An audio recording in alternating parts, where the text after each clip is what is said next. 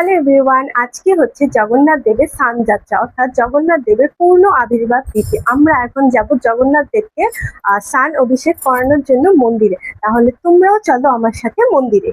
মন্দিরে পৌঁছেই দেখলাম বিশাল এক লম্বা লাইনে অনেকক্ষণ দাঁড়িয়ে থাকার পর অবশেষে জগন্নাথ দেবকে অভিষেক করালাম। তারপর চলে গেলাম রঙ্গোলি করার জন্য। যজ্ঞবেদীর উপরে আমরা রঙ্গোলি করব।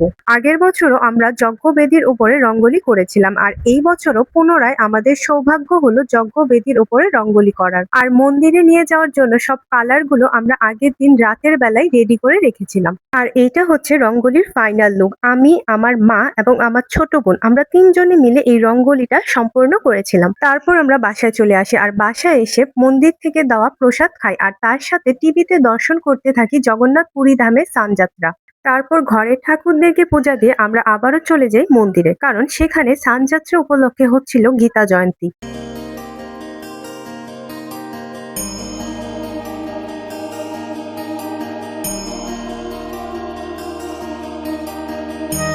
স্নানযাত্রা উপলক্ষে মন্দিরে যজ্ঞ হচ্ছিল, আর সেই যজ্ঞে আমরা তিল ও চাল অর্পণ করলাম, অর্থাৎ যজ্ঞে অর্ঘ্য অর্পণ করলাম। জীবনে কখনো এভাবে অর্ঘ্য অর্পণ করিনি, সেদিনই প্রথম ছিল। স্নানযাত্রার পরে রথযাত্রার আর মাত্র 16 দিনের অপেক্ষা। আমরা অপেক্ষায় থাকবো 16 দিন কবে শেষ হবে। প্রতি বছর স্নানযাত্রা থেকে আমরা দেয়ালে লিখে রথযাত্রার কাউন্টডাউন শুরু করি, আর নিচের এই আর্টটা করেছে আমার ছোট বোন, আর এই কাউন্টডাউনটা কিন্তু আমাদেরকে শিখিয়েছে আমার বাবা।